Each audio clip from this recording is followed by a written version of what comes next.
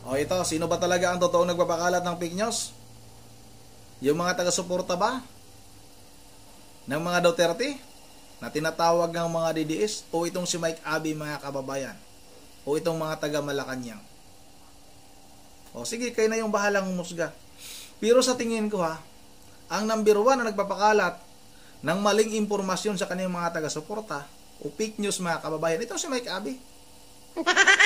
At itong si Atty. Claire Castro. O kung mapapansin ninyo, mga kababayan, sa mga ginagawang press conference ni Atty. Claire Castro, kung ano yung sinasabi ni Atty. Claire Castro na mga kasinungalingan, halos ganun din yung mga sinasabi nitong si Mike Abe. Dahil nga sa tingin ko lang, mayroon yan silang sinusunod. May sinusunod yan silang script. Kung ano yung nakalagay doon sa payroll nila, yun ang dapat lumabas. Yun ang dapat nilang banggitin. Kaya sila yung nagpapakalat ng talagang totoong fake news. Huwag nilang baliktarin yung sitwasyon. Kung talagang walang kaugnayan itong si Elisa Marcos sa namatay na si Paulo Tantoco, bakit ayaw nilang magpa-drug test, mga kababayan? Bakit ayaw magpa-drug test ni Pangulong Marcos? Matagal na nating hinihiling yan.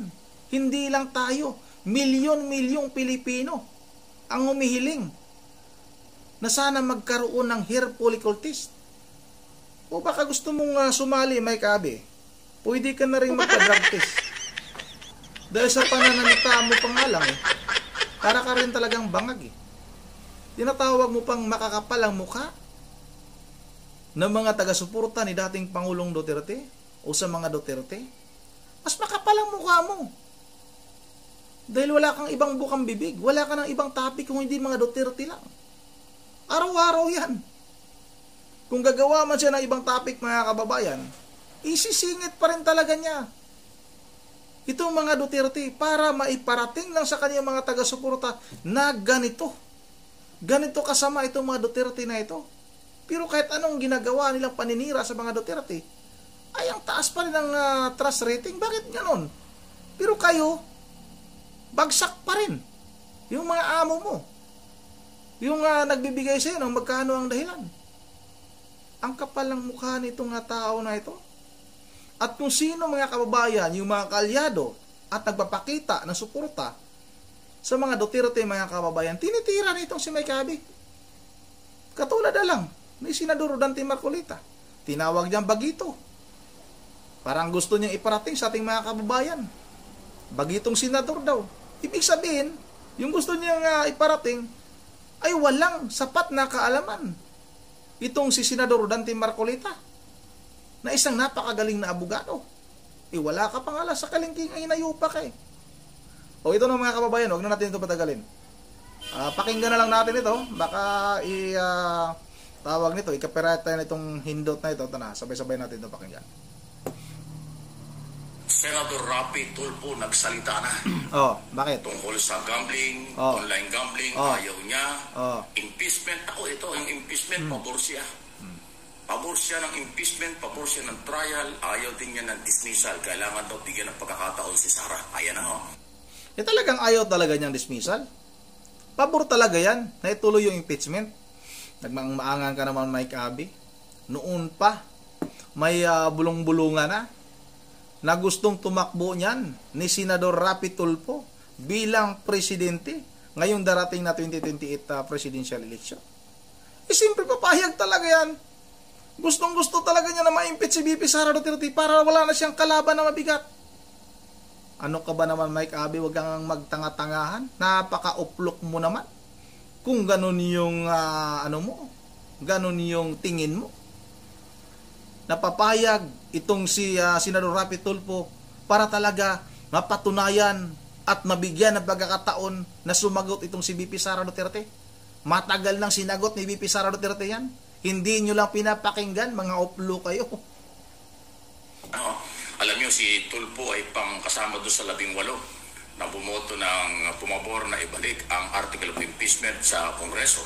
Dati ko naman po sinabi ko na, hindi ang ibig sabihin ng 18 senador na bumoto para ibalik ang kaso sa Kongreso, ay ibig sabihin dismissal na. Hindi po.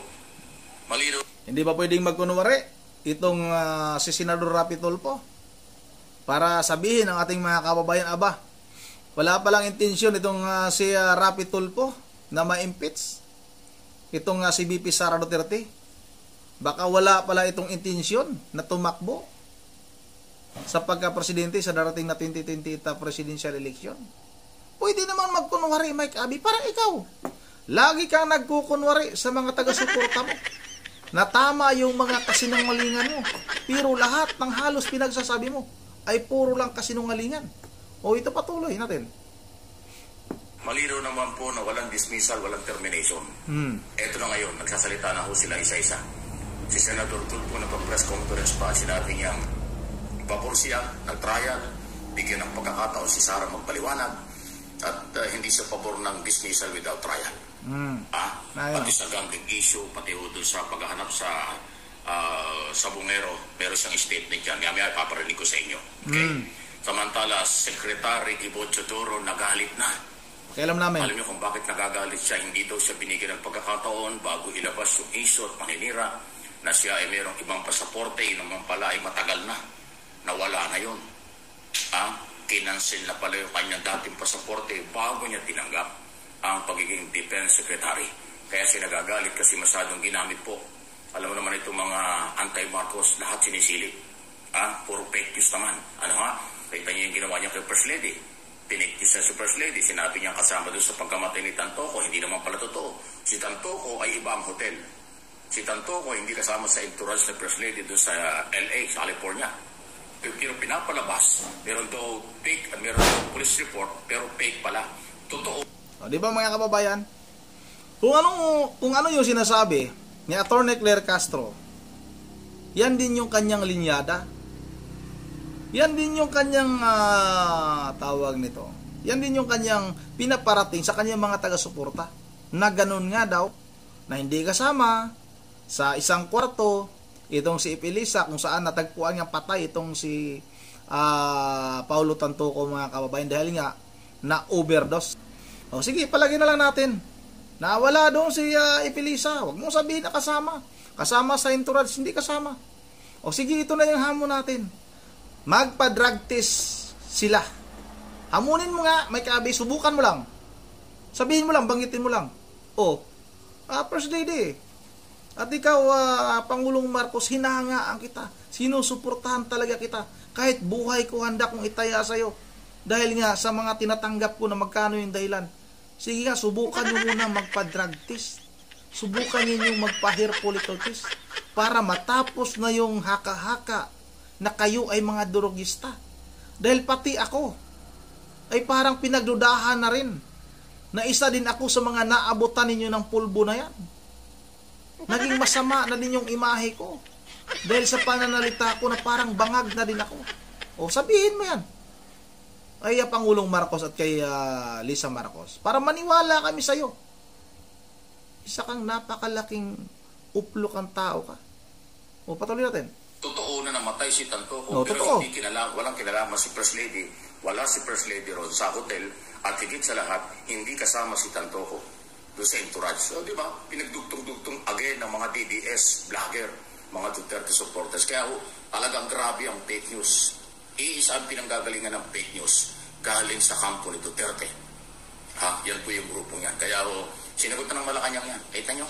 Kaya ayaw kong italakay yung issue yan kasi alam ko na maraming kalokohan na yan. Lumabas na nga ito. Ayaw mong talakayin yan dahil hindi pa nagsalita si Atty. Claire Castro.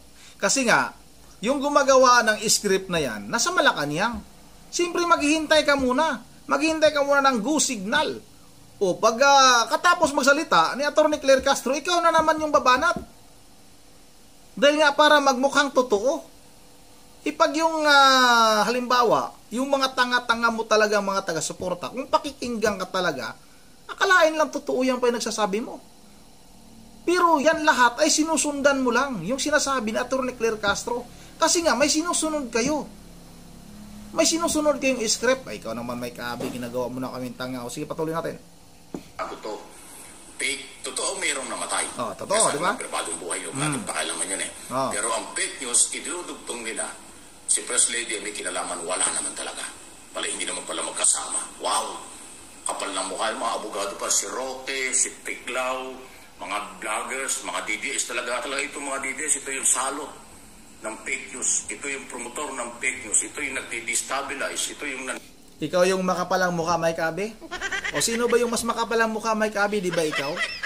Mas makapalang mukha mo kaysa mga taga-suporta ni dating Pangulong Duterte o sa mga taga-suporta ng mga Duterte o mga DDS.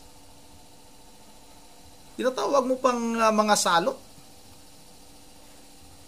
Samantala mga kababayan, itong mga DDS, itong mga taga-suporta ng mga Duterte ay galit sa droga ito. Paano maging salot yung galit sa droga, mga kababayan? Kayo yung salot sa ating lipunan. Kayo yung nagpapakalat ng totoong fake news.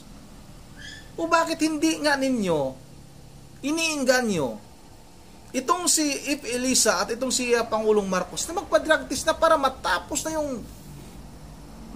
yung usapin na yan? Para hindi na pag-usapan yan at wala nang magsasabi na bangag yung ating Pangulo. Ubanggitin mo nga yan. Kung mabanggit mo yan diyan sa iyong programa, baka sakali na maniwala ako sa iyo na hindi ka nga salot sa ating lipunan. Kayo yung mga salot sa ating lipunan. Dahil yung mga turugista, mga kababayan, yan yung salot. Huwag mong tawagin na mga salot itong mga DDS. Dahil kami mga DDS, mga kababayan, mga vlogger, ay ayaw namin sa pinagbabawal na gamot na yan. Kaya nga, galit kami kay Marcos. O, hindi naman galit masyado, mga kababayan. Ayaw lang namin sa mga bangag na katulad ninyo. Grabe itong si Mike Abe, mga kababayan. Napakawalang hiya ng tao na ito. Ito yung journalist na napakawalang hiya, napakawalang kwenta.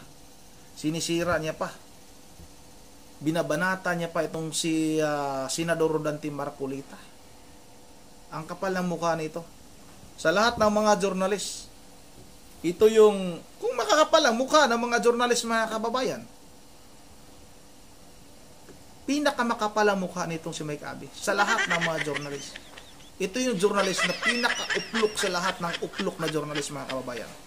Yun ang dito lang muna at bago tayo magtatapos. Mamaya, ipaparinig ko yung sinasabi ni Senador Rapi Tulfo, mga kababayan. Nandiyan din yun sa video ni tawag nito, ni Mike Abe. Talagang kakampihan niya yan dahil kalaban ni Vice President Sara Duterte. Yun ang bago tayo magtatapos ay mag-shoutout lang muna tayo. Shoutout kay Pinatahan. At shoutout rin kay Dark Master. Yan si Marcolita sa Congress. 2028 pa si Marcolita sa Congress. Totoo yan. Maraming salamat sa iyo, Dark Master. Shoutout na rin kay Jake Digrit. Shoutout kay Ricky Tan Jr. Shoutout kay Isbian Son. Shoutout kay Bernardo Espinas. Shoutout kay Grigo Pulinto. Shoutout kay Member Jever Religious ng Puliar Bulacan, kay Kuko, kay Yuri at kay Dion. Maraming salamat sa inyong patuloy na panonood. Shoutout kay Ma'am Joyce ng Japan. Shoutout kay Tata Habib. Shoutout kay Yuni Dispilingon. Shoutout kay Jus Kirios Biu. Shoutout kay Alano Baltasar at kay Sit ng Camarines Norte. Shoutout sa Idol Raimundo Hieronimo. Shoutout kay Don Hugo at kay Angelic Miharo at kay Angelo Filma. Yun ang hanggang dito na lang muna. Cyril si Bandala, shoutout. At hanggang dito na lang muna at once again, this is Ronde TV mo. Ingat ang lahat. God save the Philippines.